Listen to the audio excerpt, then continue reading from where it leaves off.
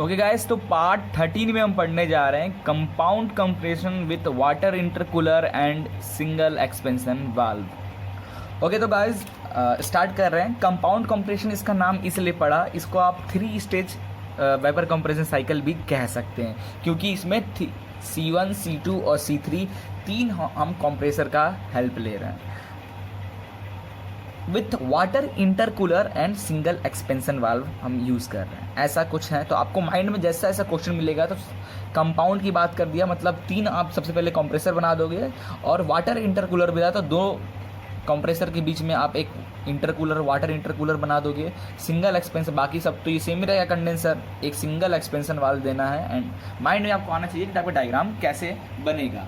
Clear है? अब देखो, जो जनरली वाटर इंटरकूलर का यूज़ हम क्यों कर रहे हैं, वाटर इंटरकूलर का हम यूज़ इसलिए कर रहे हैं ताकि कंप्रेसर का जो वर्क डन है वो कम हो जाए और जो रेफ्रिजरेशन इफेक्ट हैं वो बढ़ जाए या वही मिले। ओके, तो जनरली अगर आप देखो, अगर मैं आपको एक फिगर बना के दिखा रहा हूँ, ठीक है, नॉर्मल जो हमारा फिगर बनता है प्रेशर और एंथैल्पी का देखें, किसी भी वेपर कंप्रेशन साइकिल का देखा जाए, ठीक है, ये हमारा लाइन है, ये क्रिटिकल पॉइंट हो गया, ये हमारा हो गया सैचुरेशन लिक्विड लाइन, ये हो गया सैचुरेशन वेपर लाइन।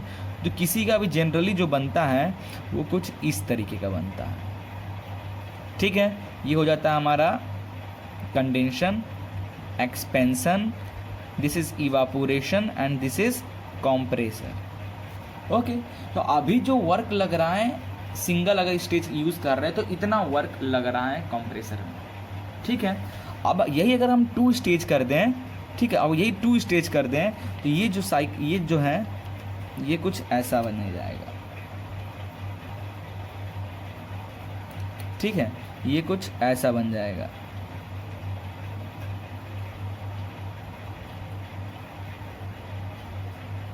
ठीक है, 2 स्टेज कंप्रेसर, एक ये कंप्रेसर और ये इंटरकूलिंग। तो जनरली हो क्या रहा है, ये जो पॉइंट है, अभी ये देखो, ये पॉइंट और ये पॉइंट सेम है, ये पॉइंट ये सैचुरेशन वेपर लाइन से कितना ज़्यादा दूर पे है, तो ये जो पॉइंट जितना पास आता जाएगा ना इस सैचुरेशन वेपर लाइन के, आपकी वर्क उतनी कम लगेगी कंप्रेसर की। कंप्रेसर में उतना ज़्यादा कम वर्क लगेगा, आपके रेफ्रिजरेटर में उतना कम वर्क लगेगा। ओके, तो इसलिए हम ये कर दिया। अब अगर आप 3 स्टेज कर दिए तो अगेन ये करोगे तो ये इधर हुआ और ये इधर होगा, तो इस लाइन के और पास आ गया, ठीक है, इस लाइन के और पास आ गया, तो और कम वर्क लगेगा। तो इंटरकूलर जनरली हम इसीलिए यूज़ करते हैं ताकि वर्क कम लगे, बट इसका कोई इफेक्ट आपके रेफ्रिजरेशन पे कोई इफेक्ट नहीं पड़ता है। रेफ्रिजरेशन तो आपका यहाँ से इतना ही हो रहा है ना, रेफ्रिजरेटर तो इसमें कोई चीज़, ये तो डिस्टेंस इतना ही है, इसमें तो कोई चेंज ही नहीं हो रहा है, तो इसका इफेक्ट कोई भी रेफ्रिजरेशन प्रोसेस पे नहीं पड़ता। सिंपली आपका वर्क डन जो लग रहा है कंप्रेसर को ऑपरेट करने में वो कम लगेगा, और ड्यू टू दिस आप कह सकते हो कि yes, your COP of the refrigerator will be increases. Okay, या तो आपका सेम वर्क डन पे आप रेफ्रिजरेटिंग इफेक्ट बढ़ा लो उतना ही पावर पे, या तो रेफ्रिजरेशन इफेक्ट सेम रखो और आपका वर्क डन कम कर लो, तो दोनों केस में COP आपका इंक्रीज होगा। तो यहाँ पे हम वही कर रहे हैं, ठीक है। तो हम 3 कंप्रेसर का यूज़ कर रहे हैं, ठीक है। ये इवापोरेटर, रेफ्रिजरेंट जो है हमारा इवापोरेटर में गया, हीट को यहाँ पे हीट एक्सचेंज किया, आपके जो फूड वगैरह हैं उससे निकलने के बाद वो C1 कंप्रेसर में गया, यहाँ से निकलने C1 कंप्रेसर से निकला और वो कहाँ चला गया, वाटर इंटरकूलर में, अगेन वो फिर गया C2 सेकंड कंप्रेसर में, फिर वहाँ से जो निकला वो कहाँ वाटर इंटरकूलर अगले वाले में गया, अगेन वहाँ से निकला इसमें गया, and it's goes from condenser में गया, ये एक्सपेंड हुआ, कंडेंसर में गया, ये ठंडा हुआ, ठंडा होने के बाद in expansion valve it will be expand and again it goes to the evaporator. Okay, तो इसका जो प्रेशर और एंथैल्पी डायग्राम बनाओगे कुछ इस तरीके का। तो पहला stage, second stage, third stage, तो 3 कंप्रेसर लगा हुआ है और 2 इंटरकूलर लगा है, क्लियर, और 1 एक्सपेंशन वाल्व लगा है। अगर यही 2 एक्सपेंशन वाल्व होता तो ये फिर ये डायग्राम ऐसा कुछ ऐसा बन जाता, क्लियर। तो अभी ऐसा है, क्लियर है। तो प्रोसेस 1 से 2 इवापोरेट हो रहा है, तो 1 से 2 इवापोरेटर, 2 से 5 pressure will be increases, temperature also will be increases, and again from constant pressure in water the temperature will be lose। And this will be again. But इसमें एक प्रॉब्लम है, आप जो वाटर इंटरकूलर यूज़ कर रहे हो, water का use कर रहे हो चाहे एयर का यूज़ कर रहे हो, तो ये कुछ ज़्यादा असर नहीं दिखा पाता है, ठंडा नहीं कर पाता है। अब आप क्यों इंटरकूलर का यूज़ क्यों कर रहे हो?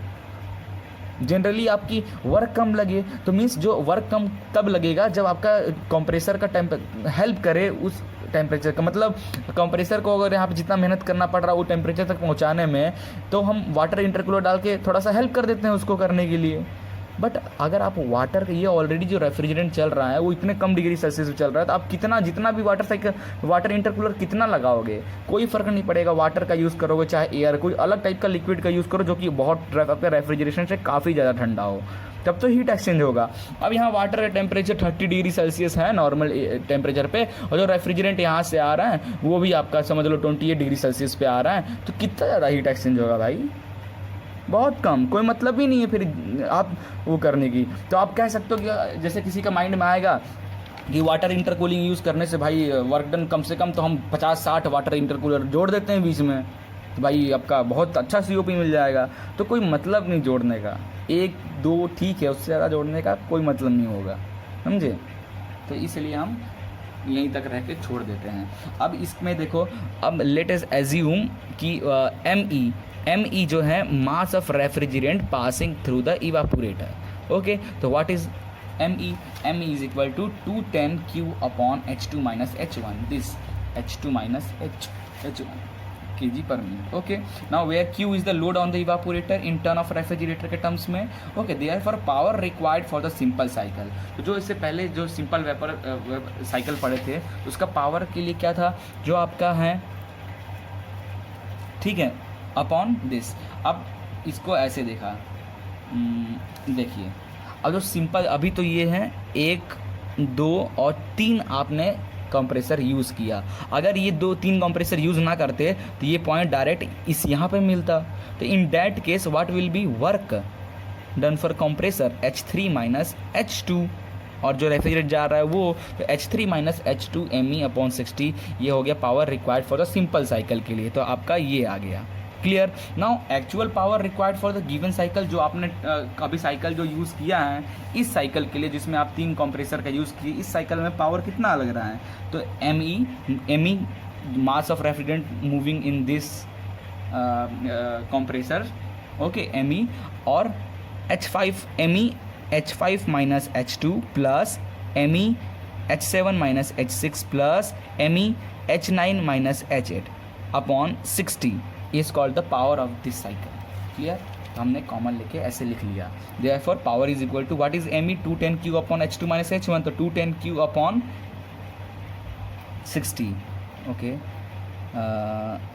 हाँ, yes, it's 60, okay, 210 Q upon 60 और H2 माइनस H1 इधर आ गया, ये वाले टर्म को हमने यहीं पे लिखा है। ओके, ये हो गया आपका power. Now reduction in power, how much power will be reduce due to multiple cylinder use करने से। सिंपल साइकिल में पावर इतना ज़्यादा लग रहा था, अब जितना ज़्यादा आप यूज़ करें तो पावर इतना कंज्यूम हो रहा है, तो how much reduction in power, तो आप P डैश में से जो आया है वैल्यू, P की वैल्यू को आप माइनस कर दीजिए, तो आप जनरली आपको ये मिलेगा। And what is the COP of the system, what is the COP, refrigerating effect upon work done.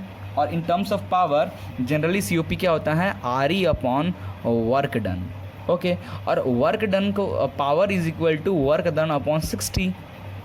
Clear होता है? तो आप लिख सकते हो कि work done is equal to P60, तो इसकी जगह पे आप P इंटू 60 लिख सकते हो। ओके, लिख सकते हैं ना?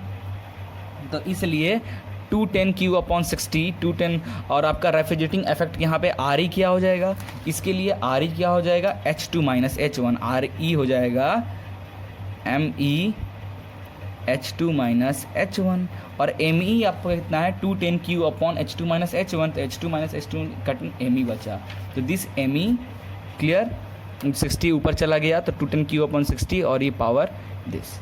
क्लियर? तो ये था आपका compound comparison with water intercooler and single expensive.